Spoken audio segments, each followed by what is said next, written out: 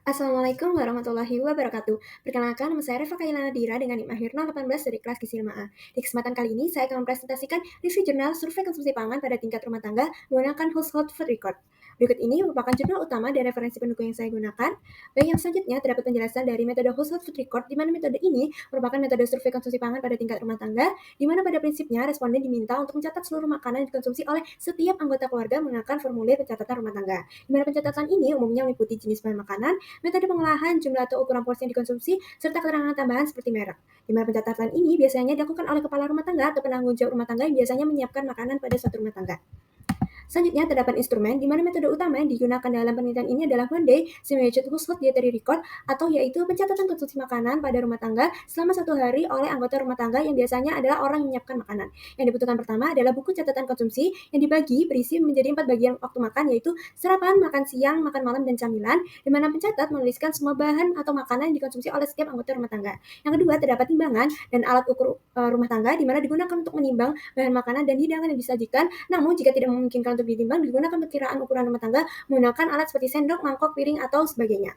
Selanjutnya adalah panduan pengukuran dan memasak Jepang, karena penelitian ini dilakukan di Jepang, yaitu berisi panduan konversi ukuran rumah tangga umum serta informasi tentang praktik memasak. Digunakan juga untuk penyesuaian berat basah, penyerapan minyak, dan konversi dari berat kering ke berat basah. Selanjutnya adalah form identifikasi individu rumah tangga, di mana untuk mencatat usia, jenis kelamin, status pekerjaan, dan kebiasaan makan tiap anggota, di mana digunakan untuk mengalokasikan konsumsi dari hidangan bersama. Yang terakhir, terdapat metode approximate shared procession, yaitu suatu metode atau alat bantu konseptual untuk mendistribusikan makanan bersama antar anggota rumah tangga berdasarkan perkiraan porsi masing-masing.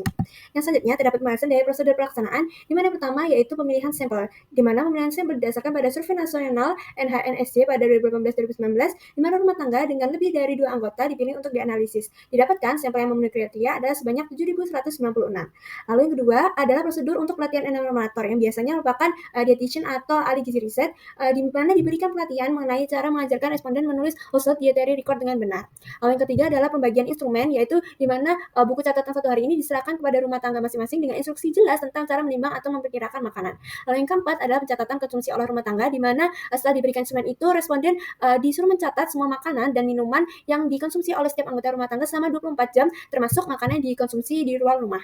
Selanjutnya adalah prosedur yang kelima, yaitu pencatatan makanan bersama atau shared dishes, di mana ini untuk hidangan yang dikonsumsi bersama, maka pencatatannya memperkirakan proporsi konsumsi masing-masing anggota dalam persen atau porsi relatif. Untuk prosedur selanjutnya atau yang terakhir adalah verifikasi dan analisis data, di mana verifikasi ini dilakukan 2 tahap, yaitu verifikasi tahap pertama, enumerator mengunjungi rumah tangga keesokan harinya setelah pencatatan untuk memeriksa kelengkapan dan keakuratan data. Lalu data diwawancara lalu diklasifikasikan berdasarkan tabel konsumsi pangan Jepang atau STFCJ, dan diberikan kode metode memasak, dan ditetapkan bobot porsi menggunakan acuan buku masak Jepang dengan penyesuaian pada berat basah, penyerapan minyak, dan konversi berat kering. Lalu terdapat verifikasi yang tahap kedua, yaitu oleh dietitian atau ahli gizi riset untuk meninjau catatan diet untuk memverifikasi kode makanan, memeriksa asupan tidak wajar atau data yang terlewat, dan menyelesaikan ketidaksesuaian melalui konsultasi dengan pewawancara atau enumerator. Lalu yang terakhir terdapat analisis yang dilakukan dengan suatu software, yaitu SAS 9.4, untuk melihat hubungan frekuensi makan bersama dengan asupan pangan dan gizi. Digunakan ANOVA dan uji Chi-square untuk perbedaan antar kelompok, serta regresi linear multi-level untuk menyesuaikan variasi antar rumah tangga.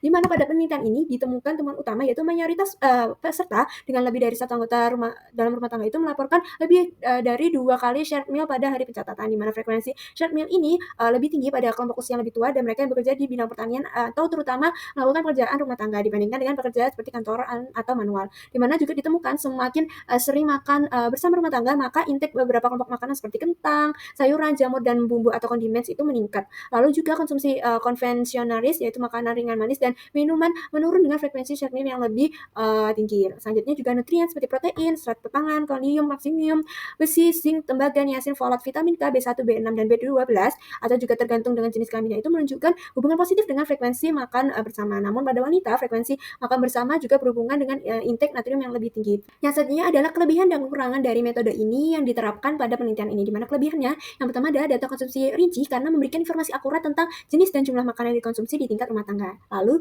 dapat memperkirakan asupan individu dari makan bersama, di mana metode proporsi aproksimal itu dapat membantu mendistribusikan makanan bersama secara realistis.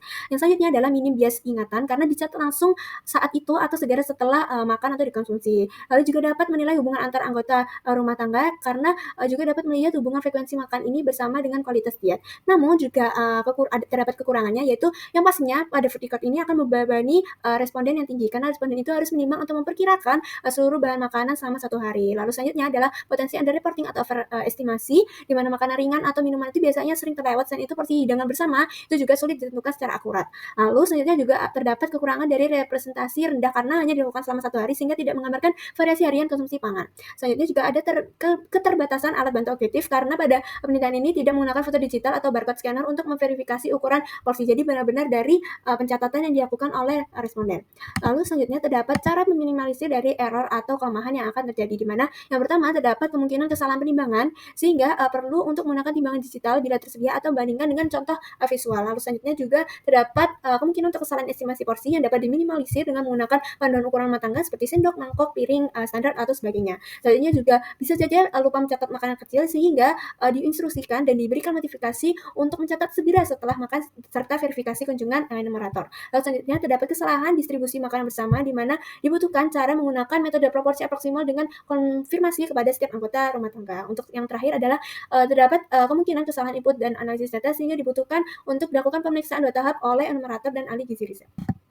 Selanjutnya terdapat validitas dan reliabilitas dari metode ini, di mana metode ini pada penelitian ini adalah metode Household Dietary Records Widget yang digunakan dalam NHNSC ini sebelumnya telah dibandingkan dengan widget food record penuh dan menunjukkan korelasi yang baik, yaitu R 0,70 sampai 0,85 untuk energi dan makronutrien, sehingga dianggap cukup valid untuk survei konsumsi populasi yang besar. Nah, di mana validitas internal ini pada penelitian ini juga dijaga melalui penerapan pemilihan Goldberg Cutoff, di mana dipilih untuk EI banding BMR-nya yaitu 0,87 sampai 2,75 untuk menyaring pelapor energi yang tidak wajar. Lalu pengawasan oleh ahli gizi riset serta pemeriksaan kode makanan dan porsi di pusat data juga digunakan untuk menjaga validitas pada penelitian ini. Untuk reliabilitas data diperkuat melalui 2 tahap verifikasi pada penelitian ini, yaitu wawancara atau enumerator terlatih untuk memastikan kelengkapan dan ketepatan proporsi, dan kedua oleh ahli gizi di Institut Nasional Kesehatan dan Gizi yang meninjau serta memperbaiki ketidaksesuaian. NHNSC ini juga menggunakan metode yang sama setiap tahunnya dan menunjukkan reproducibility stabil antar periode, misalnya 2018 sampai 2019. Studi sebelumnya juga melaporkan bahwa korelasi tinggi atau R 0,90 antara metode household record dan penimbangan individu, yang memperkuat bahwa metode ini valid dan reliable untuk menentukan konsumsi tingkat rumah tangga. Lalu yang terakhir dapat kesimpulan dan saran, di mana kesimpulannya pada metode household record ini merupakan metode yang efektif untuk menilai konsumsi pangan di tingkat rumah tangga karena mampu memberikan data yang rinci, akurat, dan minim bias ingatan. Di mana melalui pencatatan langsung oleh responden dan verifikasi berlapis oleh enumerator serta ahli gizi riset, metode ini terbukti valid dan reliable dengan korelasi tinggi terhadap metode penimbangan penuh. Meskipun memiliki kelemahan seperti beban responden yang tinggi dan keterbatasan waktu pencatatan, penggunaan panduan ukuran rumah tangga dan metode proporsi aproksimal dapat membantu meminimalisir kekurangan ini. Secara keseluruhan, metode ini layak digunakan dalam survei konsumsi pangan skala besar untuk menggambarkan pola makan dan hubungan antar anggota keluarga rumah tangga secara akurat. Di mana untuk sarannya adalah penggunaan metode ini sebaiknya didukung dengan pelatihan enumerator memadai, panduan ukuran porsi yang jelas, serta pemanfaatan alat bantu digital seperti foto atau aplikasi pencatatan untuk meningkatkan akurasi dan efisiensi. Selain itu, pencatatan dapat diperpanjang lebih dari 1 hari agar hasilnya itu lebih representatif terhadap kebiasaan konsumsi harian rumah tangga. Baik, sekian, terima kasih. Kurang lebihnya saya mohon maaf. Wassalamualaikum warahmatullahi wabarakatuh.